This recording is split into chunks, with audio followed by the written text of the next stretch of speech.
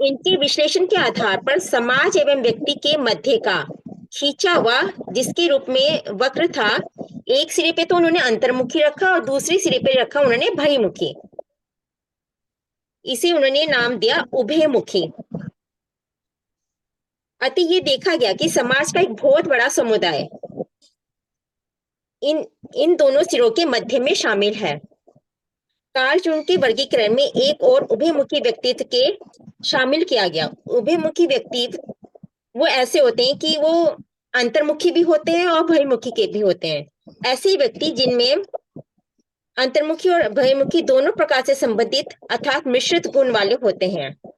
उभयमुखी व्यक्तित्व वाला व्यक्ति समाज के सर्वाधिक व्यक्ति उभयमुखी व्यक्तित्व के होते हैं।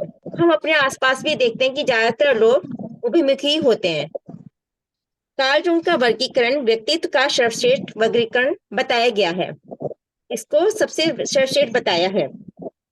सिगमंड फ्राइड के अनुसार इन्होंने मूल प्रवृत्तियों के आधार पर व्यक्तित्व का वर्गीकरण किया है। मूल प्रवृत्तियों की संख्या 2 बताई है इन्होंने। एक तो इरोस बताई है और दूसरी बताई है थैनाटोस। इरोस को जीवन मूल प्रवृत्ति भी कहते हैं और थैनाटोस को मृत्यु मूल प्रवृत्ति भी कहते हैं। तो सबसे पहले हम देखते हैं इरोस का। इरोस ने जीवन मूल प्रवृत्ति का बताया है। इन्होंने जीवन मूल प्रवृत्ति को 2 तरीके से किया है, यौन प्रवृत्ति, काम प्रवाह और जीवन रक्षा। ऐसे व्यक्ति जो होते हैं, जो जीवन मूल प्रवृत्ति के व्यक्ति होते हैं, उन्हें यौन प्रवृत्ति के आधार पर काम शक्ति द्वारा अपनी सारी ऊर्जा व्यय कर देते हैं और फिर उसी ऊर्जा को बचाने के लिए जीवन की रक्षा करने लगते हैं। अतः इनमें जीवन मूल प्रवृत्ति पाई जाती है। दूसरे हैं थैनाटोस। सिगमंड फ्राइड ने यौन अच्छा अथवा काम प्रवृत्ति वालों को उन्होंने लिपिडो कहा है और काम शक्ति को उन्होंने जीवनदायिनी शक्ति का नाम दिया है। अब थैनाटोस कहते हैं और मृत्यु मूल प्रवृत्ति भी बोलते हैं इसको। इनकी भी 2 बताई है इन्होंने। 2 पार्ट की इन्होंने, क्रोध और घृणा। ऐसे व्यक्ति जो यौन प्रवृत्ति के आधार पर काम शक्ति द्वारा अपनी संपूर्ण ऊर्जा को व्यय नहीं कर पाते, वो क्रोधित रहते हैं और धीरे धीरे वे स्वयं से और समाज से कटने लगते हैं। वो उन्हें घृणा करने लगते हैं उनसे। उनमें मृत्यु मूल प्रवृत्ति पाई जाती है। अब तीसरा है शेल्टन का शरीर रचना का सिद्धांत। शेल्टन के इस सिद्धांत का समर्थन फ्रेशनर एंड क्रैशनर ने किया है। अतः इन तीनों ने शरीर रचना के आधार पर ही व्यक्तित्व का वर्गीकरण किया है। पहले मैं बताती हूँ आपको फ्रेशनर की शरीर रचना। फ्रेशनर ने शरीर रचना बताई है गोलकाय और क्रैशनर ने बताई है शरीर रचना पिकनिक। मैंने एक टेबल बनाई हुई है, उसमें फ्रेशनर लिखा हुआ है, क्रैशमर है, शेल्डन है, फिर उनकी विशेषताएं हैं। तो मैं आपको तीनों को डिस्क्राइब करती हूँ। फ्रेशनर के अनुसार उनकी शरीर रचना बताइए गोलकाय और इसी को क्रैशमर ने बताया है पिकनिक या नाटा। शेल्डन ने इनको बताया है एडोमॉर्फिक और शेल्डन ने स्वभाव भी बताया है इनके। शेल्डन ने इसके स्वभाव बताए हैं बिस्रोटोनिया। अब इनकी विशेषताएं हैं, ऐसे व्यक्ति जो होते हैं वो छोटे, मोटे, नाटे, चर्बी युक्त वाले, बहुत भोजन प्रिय होते हैं। उन्हें भोजन में अच्छी अच्छी डिशेस खानी अच्छी लगती है। आलसी होते हैं वो, हंसमुख होते हैं और मिलनसार रहते हैं। उन्हें सबसे मिलना जुलना अच्छा लगता है। अब दूसरा उन्होंने बताया, फ्रेशनर ने सुडोलकाय बताया, क्रैशमर ने उसी को एथलीट वाला स्थूलकाय और शेल्टन ने उसको बताया है मियोमार्फिक। इनकी विशेष इसका स्वभाव बताया है शेल्टन ने इनका सोमेटोटोनिया। विशेषताएं हैं इसकी, ये मजबूत शरीर वाले होते हैं, चौड़ा सीना होता है इनका, ये आशावादी, विश्वासी, शक्तिशाली, धैर्यवान, साहसी खिलाड़ी होते हैं ये सब। ऐसे मोस्टली खिलाड़ी ही होते हैं। फिर तीसरा बताया है फ्रेशनर ने लंबकाय। क्रैशमर ने बताया इन्हीं को एस्थेनिक, ये शक्तिहीन। और शेल्डन के अकॉर्डिंग एक्टो एक्टोभर एक्टोमॉर्फिक। और एक्टोमॉर्फिक और शेल्डन के हिसाब से इनकी जो स्वभाव है वो होती है सैरी वोटोनिया। इनकी विशेषता है ऐसे मनुष्य जो है वो लंबे, पतले, कमजोर और दुर्बल होते हैं, निराशावादी रहते हैं, वो हमेशा चिंतित रहते हैं, तनावग्रसित रहते हैं। फिर आता है हमारा फोर्थ नंबर में फ्रेशनर के अकॉर्डिंग आयतकाय और क्रैशमर के अकॉर्डिंग डिस्प्लास्टिक यानी कि मिश्रित काय। शेल्डन ने नहीं दिया है इसमें, शेल्डन के तीन ही हैं, फ्रेशनर और क्रैशमर के चार चार हैं। अब इनकी विशेषता ये कौन से होते हैं? ये लंबे, चपटे, पेट पीठ से लगा हुआ होता है इनका, बीमार होते, सामान्य व्यक्ति होती है। ये हो गया शेल्डन के अकॉर्डिंग। ये मेरा टाइप्स ऑफ पर्सनैलिटी का हो गया। अब मैं योग के अकॉर्डिंग आपको बताती हूँ।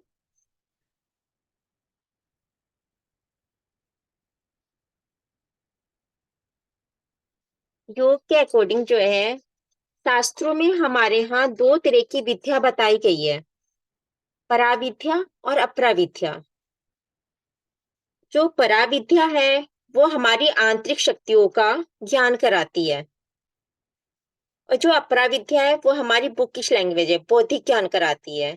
जो हम स्कूल्स वगैरह में पढ़ते हैं वो हमारी अपराविद्या होती है। आजकल हमने ये देखा कि हमें किताबी ज्ञान तो बहुत है, बट कोई भी मतलब स्पिरिचुअल ज्ञान या अपना अपने बारे में नहीं हम जानते। आजकल ऐसा होता है कि जरा सी छोटी सी कोई समस्या हुई, कोई विपरीत परिस्थिति हुई, आप उसमें एकदम से उसमें घिर जाते हैं, उसमें मतलब डिप्रेशन में चले जाते हैं। और जो है हम अपनी बात किसी से कह नहीं पाते, नेगेटिविटी से चारों ओर से घिर जाते हैं, विचलित हो जाते हैं हम बहुत। तो इस चीज को देखते हुए हमारी शिक्षा, आध्यात्मिक शिक्षा का भी समायोजन होना चाहिए। पराविद्या को उसमें हमें जोड़ना चाहिए, जिससे कि हम अपने आंतरिक विचारों को प्रदर्शित कर सकें, अपने को समझ सकें, हम धैर्य रख सकें। योग ऐसी विद्या है जो व्यक्ति के समग्र व्यक्तित्व का विकसित करती है, हमारा संपूर्ण विकास कराती है। योग द्वारा चंचल मन को, असंतुलित एवं अविवेकी भावनाओं को, आशा निराशा, राग द्वेष, दुख सुख में फंसे व्यक्ति को मुक्त कराकर अपनी सोई हुई शक्ति को जगाने का कार्य किया जा सकता है योग विद्या के द्वारा। ये व्यक्तित्व विकास की पूर्ण विधि है। अब हमारी जो है योग विद्या को हम चित्त की चित्त की भूमियों से जोड़ते हैं। हमारी चित्त की भूमियां बताई हैं उन्होंने पतंजलि में। चित्त की भूमियां हमारी पांच बताई हैं: क्षिप्त, मूढ़, विक्षिप्त, एकाग्र और निरुद्ध। सबसे पहले क्षिप्त आती है। क्षिप्त प्रधान व्यक्ति जो होगा वो रजोगुण प्रधान व्यक्ति होता है, उसमें चंचलता और अस्थिरता होती है। ये क्षिप्त प्रकृति के मनुष्य होते हैं। फिर आता है हमारा मूड। मूड जो होता है वो तमोगुण प्रधान होगा, इसमें स्थिरता नहीं होगी, स्थिरता वाला अधर्मी, अक्रियशीलता, मूढ़ता उस व्यक्ति में होगी। ये गुण मूल प्रवृत्ति के हैं। फिर आता है हमारा विक्षिप्त। इसमें जो है ये सतोगुण, रजोगुण, तमोगुण तीनों का संयुक्त स्वरूप है। ऐसे व्यक्ति विकारशील होते हैं। उनमें कभी तो रजोगुण देखने को मिलेगा आपको, कभी वो क्रोधित हो जाते हैं, कभी एकदम किसी कार्य को ऐसे साहसी उससे उत्साह से करने लगते हैं। सतोगुण, तमोगुण ये तीनों दिखते हैं। सामान्य व्यक्ति जो है विक्षिप्त प्रवृत्ति का ही होता है। मोस्टली जो व्यक्ति होते हैं वो विक्षिप्त ही होते हैं। क्योंकि कभी उनमें रजोगुण दिखता है, कभी तमोगुण, कभी सत्वगुण। फिर आता है हमारा चौथा, एकाग्र। एकाग्र प्रवृत्ति वाला व्यक्ति स्थिर चित, साधक चित, अपने आप में इम्प्रूवमेंट की जिज्ञासा, अपने आप को जानने की जिज्ञासा रखने वाला व्यक्ति होता है। ये होता है एकाग्र प्रवृत्ति का। फिर इन सब से होते हुए क्षिप्त, मूढ़, विक्षिप्त, एकाग्र से होते हुए हम आते हैं निरुद्ध भूमि में। ये सबसे उच्च स्थिति होती है। ये श्रेष्ठ चित्त, पवित्र चित्त हो, पवित्र चित्र वाला व्यक्ति होता है, जिस व्यक्ति को आत्मस्वरूप का ज्ञान करता है, इसके बाद वह मुक्ति की स्थिति प्राप्त होती है। श्रेष्ठ व्यक्ति की उच्च स्थिति है ये, अपने आप में स्थिर हो जाना। ये हमारा व्यक्तित्व की सर्वोच्च स्थिति है। अब हम आते हैं पंचकोश।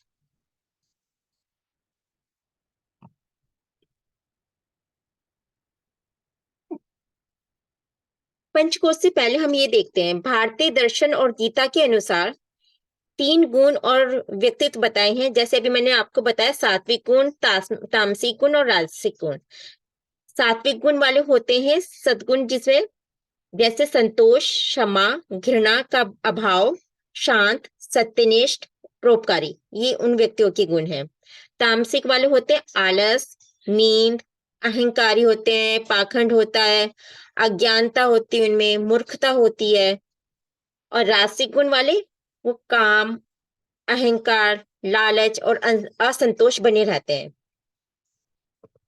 अब तैत्तिरीय उपनिषद के अनुसार पंचकोश की अवधारणा, हमारे पांच कोश हैं, अन्नमय कोश, मनोमय कोश, अन्नमय कोश, प्राणमय कोश, मनोमय कोश और विज्ञानमय कोश, आनंदमय कोश।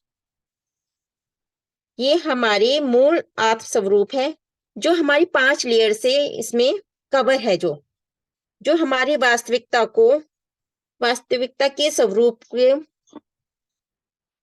अवरोध उत्पन्न करता है, ये परिचित होने से हमें।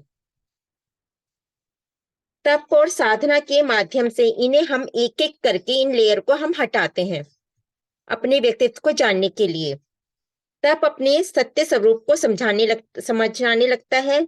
जब वह आत्म साक्षात्कार करता है, वह परम स्थिति होती है।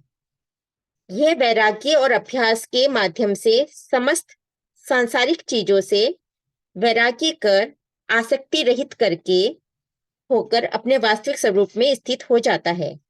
यह अपने आप में एक श्रेष्ठ व्यक्तित्व की अवधारणा है। अब मैं आपको एक एक करके करती हूँ।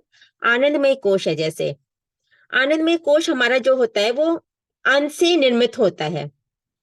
अन्नमय कोश का पोषण अन्न के माध्यम से ही होगा। जैसा हम अन्न खाएंगे, वैसा हमारा पोषण हमारा शरीर प्राप्त होगा। जैसे हम बोलते भी हैं कि जैसा खाएं अन्न वैसा होए मन। अच्छा खान खाते हैं आप, सात्विक भोजन करते हैं, आपके विचार भी उतने ही शुद्ध रहते हैं। अगर आप बासी खाना खा रहे, गलत खाना खा रहे, तो आप बीमार हो जाएंगे, वो आपको पौष्टिक नहीं देगा। दूसरा होता है हमारा प्राणमय कोश। ये हमें प्राणों के द्वारा पोषित करता है। योग में प्राणायाम के द्वारा हमारे 5 प्राण होते हैं, प्राण, अपान, उदान, व्यान, समान, व्यान। इससे हम इसके रूप में, प्राण के रूप में विकसित है। शरीर में इनका अपने अपने क्षेत्र में इनका अपना अपना कार्य संभालते हैं, ये पांचों। प्राणायाम से की प्रक्रिया मुख्य प्रक्रिया है, जो हमारे प्राणों का विस्तार करती है। इससे हमारी लंबी आयु होती है, प्राणों का विस्तार होता है, हमारी लंबी आयु होती है। फिर आता है हमारा मनोमय कोश। ये हमारे मन का नियंत्रण करता है। मन का नियंत्रण इंद्रियों के माध्यम से संभव है। अगर हमारी इंद्रियां बहिर्मुखी रहेगी तो वो चंचल ही रहेंगी। हमें इन्हें अंतर्मुखी बनाना होगा। जैसे एक उदाहरण देती हूँ मैं आपको, कछुए का। कछुआ होता है, जैसे वो अपने अंगों को अपने अंदर समेट लेता है, चाहे उसके ऊपर से कुछ भी चला जाए, उसे कुछ नहीं होता। ऐसे ही हमारी इंद्रियां जो बहिर्मुखी रखी हैं, वे बाह्य संसार में फंसी हुई हैं, उनमें लिप्त हैं। हमें उन्हें वहां से हटाकर अपनी अंतर्मुखी करने का प्रयास करना चाहिए। तब हमारा मनोमय कोश विकसित होता है। इस प्रकार हम ये एक एक लेयर जो है जागृत करते जाएंगे अपने पंचकोश की। तब इससे हमारा जो है हमें आत्म स्वरूप का साक्षात्कार करने का प्रयास करेंगे। फिर आता है हमारा विज्ञानमय कोश। विज्ञानमय कोश जो है ये ज्ञान के द्वारा विकसित किया जाता है, जो ज्ञान की प्रकाष्ठा है। सत्य ज्ञान की प्राप्ति इसी से ही संभव है। पांचवा आता है हमारा आनंदमय कोश। आनंदमय कोश समाधि के द्वारा जागृत किया जाता है। इससे परमानंद की प्राप्ति होती है। ये परम ये जो एक हमारा स्थायी सुख है। और भारी सुख तो जैसे हमें अभी मिला, हमें कोई चीज अच्छी लगी, उस समय तो हम सुख रहेंगे। फिर थोड़ी देर में हमें वो भी अच्छा नहीं लगता, तो वो तो होती है, परमानेंट नहीं होती। ये हमारा परमानेंट सुख है, स्थायी सुख है। सब कोशों को जागृत करके हम आत्म स्वरूप का साक्षात्कार करके आनंद की प्राप्ति कर लेते हैं। अब हम आएंगे अष्टांग योग। ये हमारी मूल्य परक शिक्षा देता है। इसका व्यक्तित्व में हमारा महत्वपूर्ण स्थान है।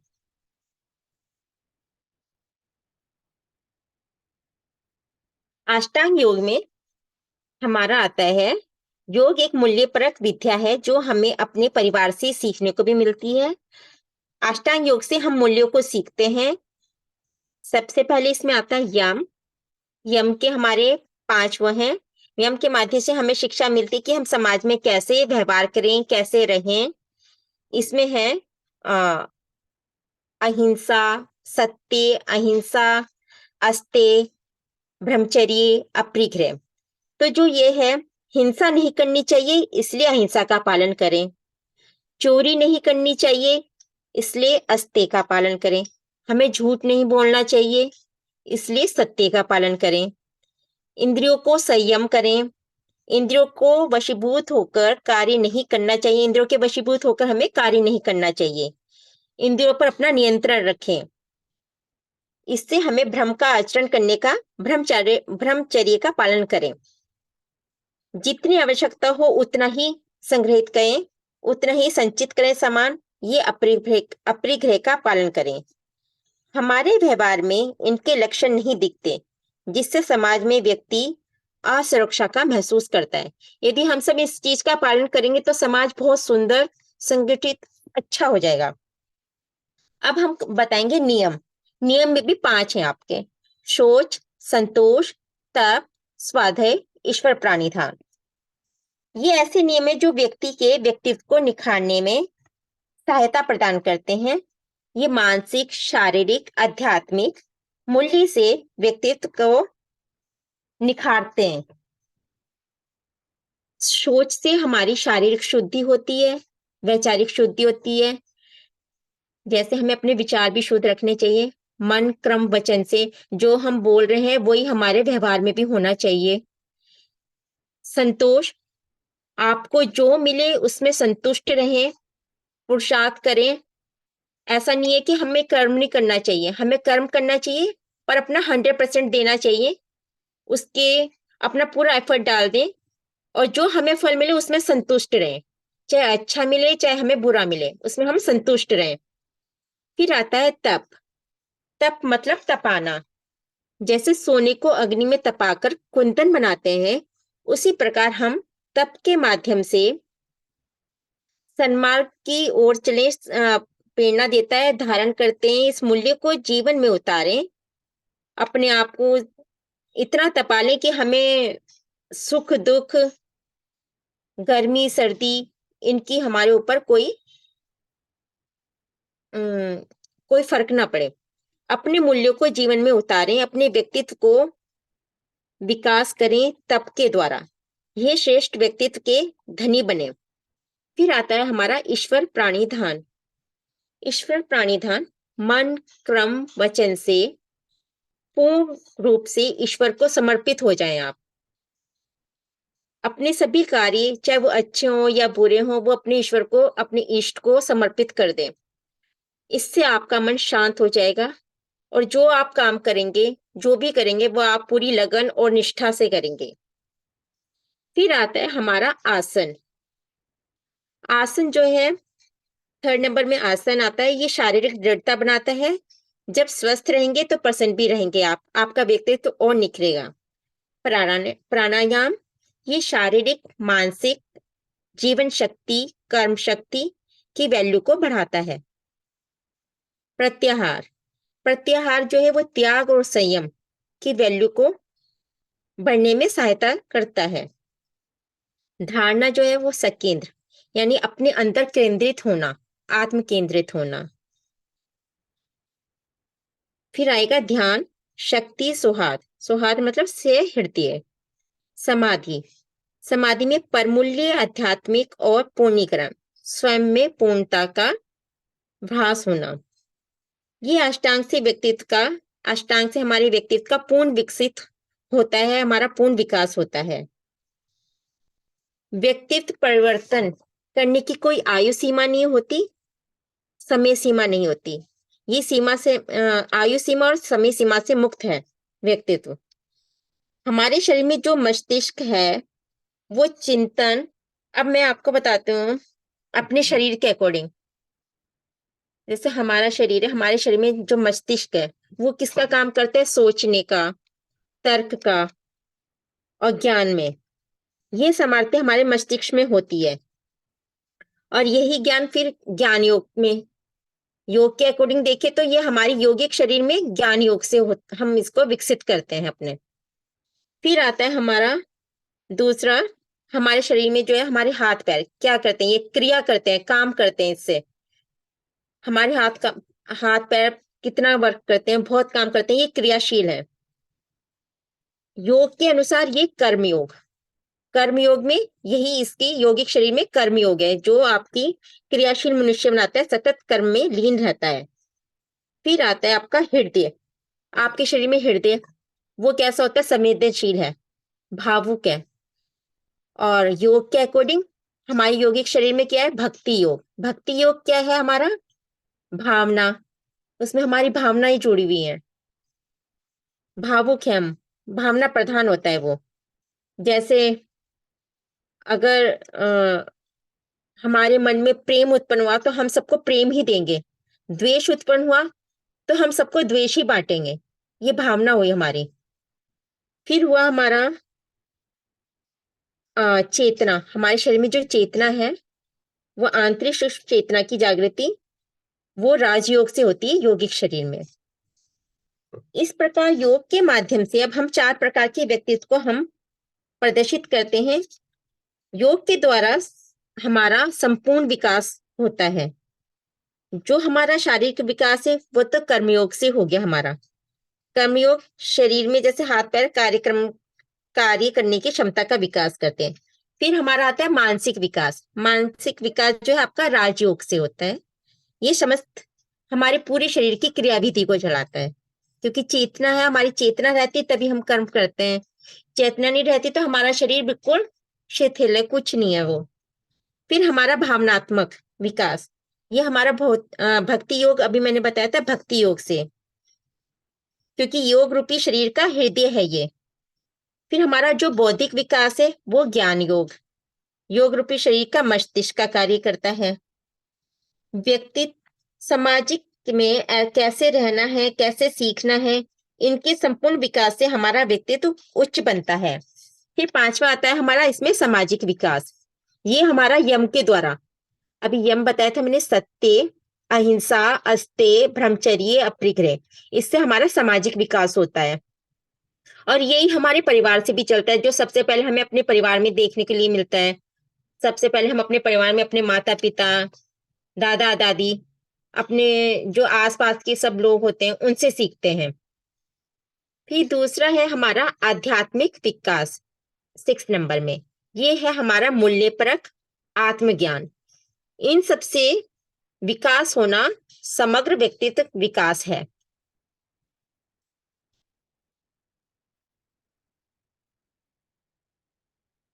अब हम देखते हैं सांख्य दर्शन के द्वारा। सांख्य दर्शन के द्वारा जो है विवेकी पुरुष का, सांख्य दर्शन में विवेकी पुरुष का वर्णन किया गया है। जब हम विवेक ख्याति युक्त व्यक्ति होते हैं तो वह समस्त चीजों से अवगत होकर परम ज्ञानी हो जाता है। जो विवेक ज्ञानी व्यक्ति होगा, विवेक ख्याति हुआ व्यक्ति होगा, उसे सब समस्त चीजों का से को पता होगा, वो परम ज्ञानी होगा। उसके लिए कोई भी ज्ञान ऐसा नहीं रहा होगा कि जो उसको नहीं पता है। वो सामान्य से विशेष बन जाता है विवेक ज्ञान से। उसका ज्ञान उस उच्च स्तर का हो जाता है कि जो संसार में कुछ भी उसके लिए जानने के लिए बाकी नहीं रहता। वे समस्त रूप जान लेता है, चाहे वह स्थूल रूप में हो या सूक्ष्म रूप में हो। वह समस्त रूप जान लेता है, चाहे मूल रूप से आत्म स्वरूप का ज्ञान कर लेता है। अपनी शक्ति को पहचानने का ज्ञान, अपनी वास्तविकता को जानना, ये योग्यता विवेकी पुरुष में आ जाती है। तो ये एक सबसे श्रेष्ठ और उच्चतम व्यक्तित्व का गुण है। अब गीता के अनुसार अ, अर्जुन ने कृष्ण जी से पूछा था कि स्थिर बुद्धि वाले मनुष्य का आप हमें लक्षण बताएं। तो कृष्ण जी बताते हैं लक्षण उनके, ऐसा व्यक्ति जो दुख की प्राप्ति होने पर भी उसमें उसका मन में उद्वेग उत्पन्न ना हो, उसे उसकी भांति फीलिंग ना आए दुख की। सुख की प्राप्ति होने पर उसके मन में इच्छा या कामना ना रहे। जो राग, भय, क्रोध से सर्वथा रहित हो जाता है। जो मननशील मनुष्य हो, ये स्थिर प्रज्ञा वाला व्यक्ति होता है। ये सबसे श्रेष्ठ व्यक्तित्व की पहचान है। हमें भी ऐसा ही बनने के लिए प्रयास करना चाहिए। योग के माध्यम से हम व्यक्तित्व को पहचानने या जानने का प्रयास कर रहे हैं। योग योग को आप एक ऐसा समझिए जैसे एक समुद्र होता है ना। सागर में कितने रत्न होते हैं, सागर पूरे रत्न मणियों से भरा हुआ होता है। ऐसी जो योग है वो भी इन रत्न मणियों से भरा हुआ है। आप जैसे ही उसमें डुबकी जिस बुद्धि से आप डुबकी लगाएंगे वही आपको प्राप्त होगा। तो आपकी इच्छा अनुसार उसमें जो रत्न आप लेना चाहेंगे वो आपको मिल जाएगा योग के अकॉर्डिंग। योग से अपनी जीवन योग से जीवन मिलेगा, सुंदरता मिलेगी। योग एक ऐसा सागर है, इसमें जो भी हमारी इच्छा है उसके अनुरूप फल की प्राप्ति होती है। अब योग में पुरुषार्थ के बारे में भी बताया गया है। योग में 4 पुरुषार्थ हैं। इसमें हर व्यक्ति प्रयासरत रहता है। धर्म, अर्थ, काम, मोक्ष। हमारी आज की मानसिकता क्या हो गई है, हम धर्म और मोक्ष के तो बिल्कुल ध्यान नहीं देते। हमारा जो क्या है, काम और अर्थ में हमारा सारा ध्यान वहीं पर ही है। हमारे शास्त्रों में बताया गया है कि धर्म और मोक्ष के दायरे में ही काम और अर्थ की पूर्ति होनी चाहिए। परंतु आज मानव अपनी कामनाओं की पूर्ति में लगा हुआ है, अर्थ के उपार्जन में लगा हुआ है। धर्म की तो कोई मायने नहीं रही है, ना मोक्ष की जिज्ञासा है किसी को। योग के द्वारा हम पुरुषार्थ के प्रति सजग रहते हैं, सजग हो जाते हैं। एक श्रेष्ठ व्यक्तित्व वाला व्यक्ति पुरुषार्थ को प्राप्त कर सकता है। धर्माकुल जीवन जीते हुए मुक्ति के लिए प्रयासरत रहना चाहिए हमें। मतलब हम अर्थ और काम में भी करें पर वो धर्माकुल होना चाहिए हमारा। बंधनों और दुखों से मुक्ति। योग एक सशक्त साधन है जिससे व्यक्तित्व के समस्त आयामों को विकसित कर सकते हैं। तो आप योग के अकॉर्डिंग आप अपने पूरे व्यक्तित्व को एक बहुत अच्छा व्यक्तित्व बना सकते हैं। समाज के लिए भी आप एक अच्छा उदाहरण बन सकते हैं। योग का हमारे जीवन में हमारा शारीरिक, मानसिक, आध्यात्मिक तीनों विकास है। इससे समग्र विकास हो रहा है, हमारा संपूर्ण विकास हो रहा है। तो योग को तो आपको अपने जीवन में जरूर पढ़े भी, उसे धारण भी करें। जब तक हम अपने व्यवहार में नहीं लाएंगे तो उसका कोई फायदा नहीं है। हमें अपने डेली लाइफ में भी लाना चाहिए उसे। ये नहीं कि हमने पढ़ लिया कि सत्य, तो जितना हो सके उतना तो सत्य बोलना ही चाहिए। आजकल हर समय तो सत्य नहीं कोई बोल सकता, पर ये कि जहां तक है तो उतना तो बोल ही सकता है, उतना हमें करना चाहिए। और योग के उससे मुझे एक ये भी हुआ कि हम जैसा अपने साथ व्यवहार चाहते हैं ना, वैसा ही हमें दूसरों के साथ व्यवहार करना चाहिए। तब भी समाज में आपको एक अच्छा समाज बनाने में आप अपना कुछ रोल अदा कर सकते हैं। Thank you so much. जो गलती हुई मुझे माफ करना। मेरे को जितना आया था मैंने सब बता दिया। Thank you so much ma'am. Ma'am आप म्यूट हैं। किसी का कोई क्वेश्चन है तो वो पूछ सकता है पर्सनालिटी से रिलेटेड। और पूछिएगा प्लीज, सभी एक एक क्वेश्चन पूछिएगा, जिससे कि आप लोगों को भी थोड़ा और नॉलेज हो। हाँ वैसे बहुत जी। बताया आपने, मतलब पंचकोश के अकॉर्डिंग भी, योग के अकॉर्डिंग भी। और आपने अच्छा एक्सप्लेन किया, डिटेल, काफी डिटेल दिया, वेरी गुड। थैंक पूछिएगा यू कोई मैम। क्वेश्चन। शैलेंद्र जी, आप अभी न्यू स्टूडेंट हैं? आपका माइक ऑफ है। जी अभी न्यू स्टूडेंट हूँ। अच्छा, आप न्यू स्टूडेंट हैं। कितना टाइम हुआ आपको ज्वाइन किए हुए? अभी 10-12 दिन हुए हैं। अच्छा, ठीक है। फिर शिप्रा जी, आपने पर्सनालिटी के बारे में पंचकोश को जैसे बताया, तो मैं हाँ आपसे जी पूछना चाहूंगी, पंचकोश सिद्धांत, चलो ठीक है, पर्सनालिटी को आपने उससे उसको मतलब एक्सप्लेन कर दिया कि कैसे कैसे अन्नमय कोश और विज्ञान, वो सॉरी, मनोमय प्राणमय कोश किस तरह से काम करता है। मैं आपसे एक चीज पूछना चाहूंगी कि किसी की पर्सनालिटी में कोई भी क्वालिटी नहीं है, तो पंचकोश से आप कैसे उसकी पर्सनालिटी को डेवलप कर सकते हैं? आप ऐसा क्या करेंगे जो उनके पांचों कोष एक्टिव हो, या फिर उनमें सुधार हो और उनकी पर्सनालिटी में भी सुधार आए?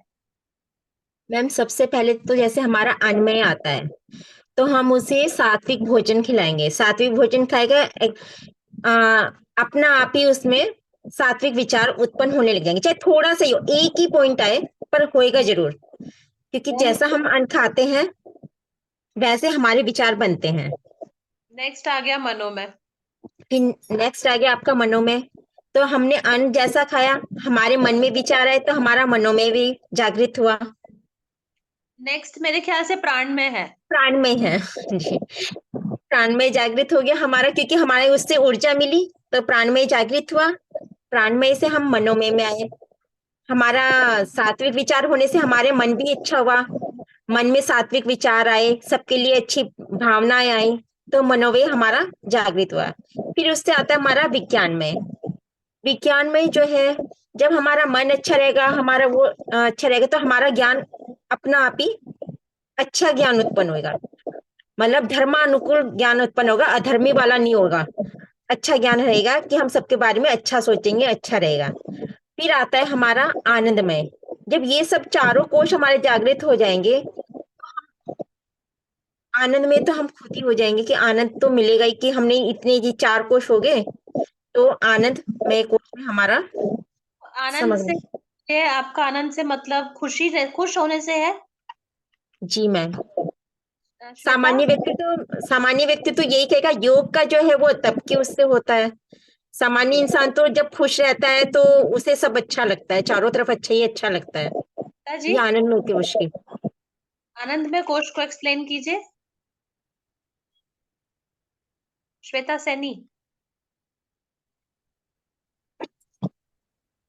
मैम इसमें जैसे मन में, जैसे मैम ने बोला अभी, शिप्रा मैम ने, पहले मैं थोड़ा मन से बोलूंगी कि मन स्थिर होने लग जाता है तो आपकी इंद्रियां कंट्रोल में होने लग जाती हैं।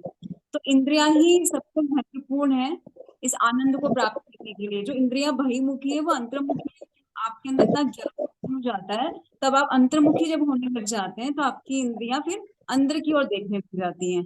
फिर आपको एक स्थिर प्रज्ञा की प्राप्ति होती है।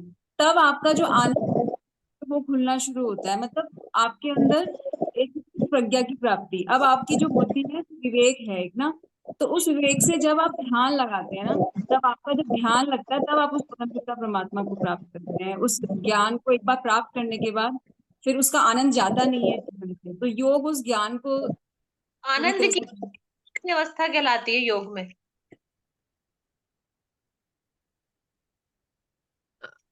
पांच, क्या मैं, समाधि की। समाधि हाँ, की। समाधि की अवस्था। समाधि की। समाधि की। श्वेता से पूछ रही थी, श्वेता को मैंने कहा कंफ्यूज करना था थोड़ा। जी मैम समझ। और अविद्या, ये इसमें विद्या जी, हाँ जी आनंद मैम। आनंदमय कोश में क्या क्या स्थित रहता है? किसका स्थान बताया गया आनंदमय कोश को? ब्रह्म का। और उसमें और क्या रहता है? कौन सा कलेश होता है उसमें? अमन रहता है, कोई कलेश नहीं होता मैम। अमन रहता है। लेकिन मेरे ख्याल से तो अविद्या भी रहती है। नहीं मैम, कुछ नहीं रहता, वहां तो सिर्फ और सिर्फ आनंद रहता है, और उस आनंद की किसी से तुलना भी नहीं कर सकते। Comparison, no comparison with that Brahmanand. Very good. सिर्फ विद्या का आवरण होता है। हाँ। अच्छा, आप मुझे बताइएगा, जो आपने पर्सनालिटी बताई थी, पर्सनालिटी की कितनी डेफिनेशंस बताई गई है शिप्रा जी? 49 बताई थी मैम, और 50 जो है उनकी थी, आलपोर्ट की। 50 की जो है आलपोर्ट की थी। डेफिनेशन थी वो? उनका मनोधिक और 95 ही थी ना। गत्यात्मक। नहीं, 49 थी। 50 डेफिनेशंस, उन्होंने 50th डेफिनेशन दी थी अल्लापोर्ट ने, हाँ अल्लापोर्ट ने उन्होंने 49। मनोधिक और गत्यात्मक परिवर्तनशील के उसमें बताया था आलपोर्ट ने। अच्छा। मतलब आंतरिक और हमारा बाहरी परिवर्तन, उसके व्यक्तित्व, उसके उससे व्यक्तित्व करवा। व्यक्तित्व विकास में योग में आपने बताया था, क्या आसन और प्राणायाम भी व्यक्तित्व विकास में महत्वपूर्ण है? जी मैम, आसन जो है हमारे में दृढ़ता लाते हैं। कोई हम डिसीजन लेते हैं उसमें हम दृढ़ता पूर्वक उसे लेते हैं। ओके। किसी और का कोई क्वेश्चन है? शिप्रा जी से तो पूछ सकते हैं। सोनाली, कोई क्वेश्चन है तो पूछिए। सविता गुलाटी, माधुरी जी, और कौन कौन स्टूडेंट है? अर्चना, आर। मैम, ये जो शिप्रा जी ने ये सभी रिलेट किया ना, पंचकोश, कर्म योग, ये जो सभी योग है सांख्य दर्शन के अनुसार, वो सभी हम रिलेट कर सकते हैं क्या पर्सनालिटी के साथ? तो भक्ति योग, ज्ञान योग, कर्म योग क्या है? कर्म योग भी तो आपकी पर्सनालिटी डेवलपमेंट में के लिए बताया गया है। पूरा अष्टांग योग क्या है? वो तो साइकोलॉजी हुई। सबसे बड़े तो मनोवैज्ञानिक या मनोचिकित्सक महर्षि पतंजलि जी थे। अष्टांग योग को अगर आप फॉलो करते हैं तो व्यक्तित्व विकास तो है, सर्वांगीण विकास है आपका। तो योग में आप थोड़ा थोड़ा, अगर आपका डिटेल में कुछ पूछते हैं, वैसे तो आपके ऑप्शनल होंगे, लेकिन फिर भी आप ये सब भी उसमें डाल सकते हैं। उन्होंने बहुत अच्छे तरीके से सब कुछ किया है। मेरे ख्याल से किसी को कोई डाउट है नहीं। कोई डाउट है तो ठीक है मैम। थैंक यू शिप्रा जी, चलिए बहुत अच्छा। मैम सिर्फ एक बात इसमें ऐड करनी थी। हाँ जो जी। कोई भी योग का टॉपिक हो तो बिना भगवत गीता के कंप्लीट हो ही नहीं सकता। तो इसमें स्थित प्रज्ञा जो highest level of personality develop personality बोलते हैं, ये स्थित प्रज्ञा का भी इसमें इंक्लूड करना चाहिए। ऐसे तो आप ये भी डाल सकते हैं, जो महर्षि पतंजलि जी ने जो 9 अंतराओं के लिए जो वो प्रसाधन बताए हैं, आप उनको भी इसमें डाल सकते हैं। मैत्री, करुणा, उपेक्षा नाम वाला। ठीक है। तो स्थित प्रज्ञा का तो मैंने बोला है, नहीं शायद मैम, 9 बोला है अंतरा मैंने स्थित प्रज्ञा का। हाँ उसके उपाय है। मैं उपाय ही बोल रही हूँ कि जो 9 अंतराएं जो चित्त विक्षेप थे, जब उसके चित्त प्रसाधन बताए गए हैं, मैंने यही बात बोली है। चित्त प्रसाधन मैम, हाँ। प्रसाधन yes ma'am, yes. Personality development के लिए मैं यही अब कह रही हूँ। अब कर्म योग तो भगवत गीता उसमें आ ही जाएगा, है ना विद्या जी? हाँ, इसलिए तो मैंने बोला ना, स्थित प्रज्ञा सबसे डेवलप पर्सनालिटी बोलते हैं हाँ। स्थित प्रज्ञा। अच्छा, आ, नेक्स्ट फ्राइडे ये आपका दिवाली ब्रेक होगा, हाँ जी। है ना? Next yes ma'am. फ्राइडे आसपास कैलेंडर है तो देखिएगा। ऋषु, फ्राइडे को क्या है? सी डेट है, आई थिंक आज ठीक क्या है, है? मैम 9-10 होगी। 10 होगा। हाँ 10 होगा। 10 है मैम, 10 है। नेक्स्ट फ्राइडे शायद आपको दिवाली ब्रेक होगा, तो अगर सपोज दिवाली ब्रेक है और आपका ऑफ है, तो दिवाली के बाद जो फ्राइडे बचे पड़ेगा, उसमें श्वेता आप प्रिपेयर कीजिएगा अपना। आपको टॉपिक मैं भेज दूंगी, और उसके बाद टॉपिक बस आपका शिप्रा जी 4.6 है, हाँ फोर्थ जी, यूनिट। आप उसका 4 कीजिएगा, श्वेता सैनी। ठीक है। मैं वो स्ट्रेस वाला पूरा कंप्लीट कर दूंगी, उसमें 4-5 हैं उसके पॉइंट, सारे एक दिन में हो जाएगा ना। आफ्टर दिवाली ब्रेक श्वेता सैनी का सेशन रहेगा, ठीक है। और श्वेता सैनी के बाद मैं विद्या जी आपको टॉपिक भेज दूंगी, ठीक है। Okay ma'am. यस मैम, आपने कौन सा बताया मुझे? अभी नहीं बताया, मैं आपको व्हाट्सएप पे टाइप करके भेज दूंगी। श्वेता का मैंने उस प्रेस का था उनका, आपका उसका नेक्स्ट आपको दे दूंगी, मैं लिख के भेज दूंगी आपको। आपके ओके पास मैम, अभी 2 वीक्स है आपके पास, ठीक है। Okay, thank you ma'am. Thank you so much ma'am, thank you, thank you thank ma'am, you thank you everyone, Shipra ji. Thank thank you welcome Shipra. चलिए, वेलकम, चित्रा जी बहुत डीप में पढ़ाया आपने, बहुत अच्छा लगा। थैंक यू, थैंक यू, बहुत डिटेल्ड और बहुत अच्छा वेलकम। कराया, हाँ, कोशिश करिए, कोशिश करिए मैंने सब करने की। बहुत अच्छा, नहीं बहुत अच्छा कराया। मैम के गाइडेंस में अच्छा करा। मैम बोलने को कहती रहती थी ना, तो हो गया बोलने का। जितनी प्रेजेंटेशन थी उस सबसे ज्यादा डिटेल अभी तक आप ही रही है। आपने 3:35 से लेकर 4:20 तक सेशन रखा है। गुड। सभी लोग ऐसा कीजिए, थोड़ा टाइम आगे बढ़ाइएगा, ठीक है ना। 1 आवर तो कम से कम अगर कवर नहीं हो रहा है तो 1 आवर नहीं तो 45 मिनट तो आप कवर कीजिए, ठीक है। चलिए ओके जा, ma'am. Again thank you, happy bye bye. Happy Diwali, happy Diwali ma'am, thank you ma'am, same to you thank you. Bye ma'am. Shipra ji. हाँ, शिप्रा जी, अच्छा हो गया आपको मेरा, बहुत अच्छा था। बहुत अच्छा, बहुत अच्छा हो गया। Thank you. कितने अरे पहले तो मुझे books- डर लग रहा था कि कैसे होगा। बहुत सारे बुक्स रेफर किए ना आपने। हाँ, कर लिया बस, पता नहीं कैसे हुआ, मुझे भी नहीं पता। नहीं, बहुत अच्छा हुआ सब सच कुछ में। कवर हो गया ना आपका मैम, पूरा? हाँ सच में बहुत मस्त बताया आपने। बहुत विद्या जी डिटेल। मैंने स्थिर प्रज्ञा भी करा था, नहीं हाँ, किया था माधुरी स्थिर प्रज्ञा। जी, जैसे माधुरी जी आप पूछ रही लेकिन थी कि आपने पंचकोश कैसे व्यक्तित्व का निर्माण करेंगे, तो जब आप आनंदमय कोश में जाते हैं ना, तो आपके अंदर कोई भी चित्त विक्षेप, तो चित्त में कोई भी इस तरह कलेश नहीं रहता है, तो फिर ठीक आप है बेटा, बंद करके जा। अच्छा, ऐसी स्थिति में आ गए हो, तो वो आपका पूर्ण व्यक्तित्व बोलाया कि वही हमारा पूर्ण व्यक्तित्व है, जिसमें जरा सा भी कोई क्लेश नहीं है, प्राप्त हो जाती है। Thank you. चलो, श्वेता ओके। जी का भी गाइडेंस होगा ना। हाँ, श्वेता को मैंने लिख के सारा भेजा था, मैंने इसको नोट्स बना के भेजे थे। आपने बहुत अच्छा किया था यार। श्वेता जी, बीच में आप हिल गई थी ना, जब आनंदमय कोश से अन्नमय कोश में आ गई थी चिपरा जी। हाँ। मैंने देखा।